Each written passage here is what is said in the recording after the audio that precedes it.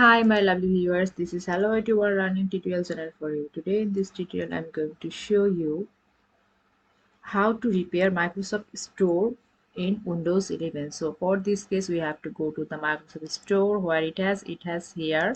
So click here and app settings we have to click, then see here the Microsoft Store, here the three dot sign, we'll click here and go to the advanced options, click here. So in below there have the repair options. So here the repair. So why we will do this? If the system components is not working right, we can try to repair it.